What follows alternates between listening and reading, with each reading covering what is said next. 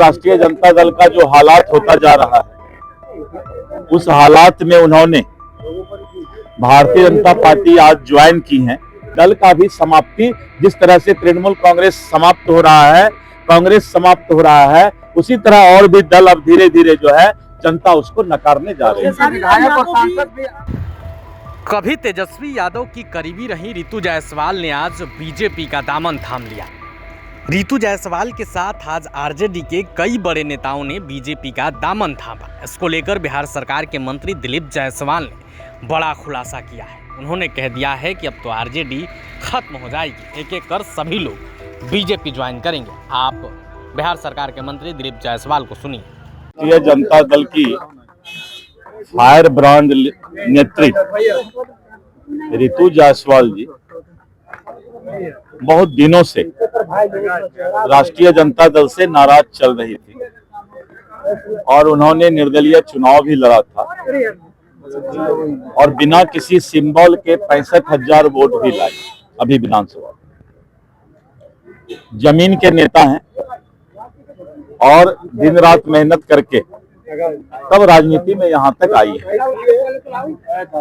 लेकिन राष्ट्रीय जनता दल का जो हालात होता जा रहा है, उस हालात में उन्होंने भारतीय जनता पार्टी आज ज्वाइन की है और उन्होंने प्रधानमंत्री श्री नरेंद्र मोदी जी के नेतृत्व पर भरोसा जताया है और साथ ही उन्होंने कहा है कि जो राष्ट्रवाद के साथ रहेगा हम उसके साथ रहेंगे।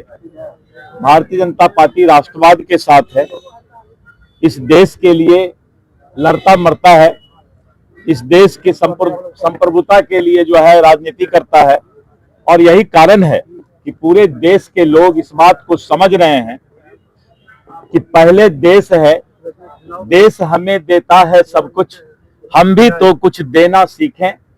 तो देश से ही हम पेट में रोटी लेते हैं, देश में ही हम सोते हैं, देश के से ही हमें स्वाभिमान होता है और जब उस देश के साथ कोई विचारधारा के साथ अलग हट करके काम करना शुरू करता है, राजनीतिक दुकानदारी करने के लिए तुष्टीकरण की राजनीति करता है, विदेशी घुसपैठ को जो है वोटर बनाने का प्रयास करता है, तो वैसे लोगों से धीरे धीरे अब लोग का जो है दूर होते जा रहे हैं और ऐसे दल का भी समाप्ति, जिस तरह से तृणमूल कांग्रेस समाप्त हो रहा है, कांग्रेस समाप्त हो रहा है, उसी तरह और भी दल अब धीरे धीरे जो है जनता उसको नकारने जा रही है। खेसारी लाल यादव भी मिले थे भाजपा के राष्ट्रीय अध्यक्ष से, मेरे प्रवक्ता बताए क्या लगातार ये राज्य में टूट हो रही है? मेरे प्रवक्ता बताएंगे खेसारी लाल जी पर, क्योंकि उसमें हमको फिर जो है आदमी ये कलाकार हैं वो तो कलाकार राजद से लोग आ रहे हैं। उनके कई विधायक और सांसद जो है मुख्यमंत्री जी से मुलाकात कर चुके हैं,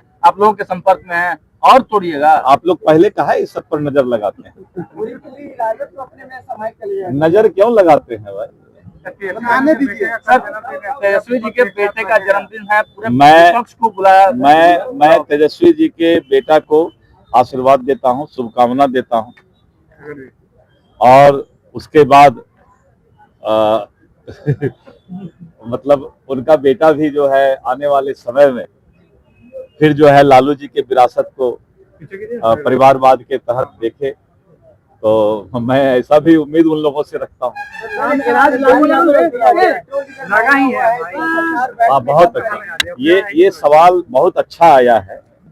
पेट्रोल डीजल का कीमत बढ़ा है, आपने बहुत अच्छा सवाल किया है और जानना भी चाहिए, क्योंकि देश के नागरिक को ये जानने का हक है कि डीजल और पेट्रोल का कीमत बढ़ा है। पूरे दुनिया में आज वैश्विक संकट, अमेरिका, ईरान, इजराइल, हॉर्मुज, रसिया, यूक्रेन और पूरे दुनिया में इस वैश्विक संकट में हिंदुस्तान आज भी खुशहाल है। कहीं पर 49% बढ़ रहा है, कहीं 62% बढ़ रहा है, कहीं 73% बढ़ रहा है। हिंदुस्तान में 4% पेट्रोल डीजल का रेट बढ़ा और अब 6% पर आया है।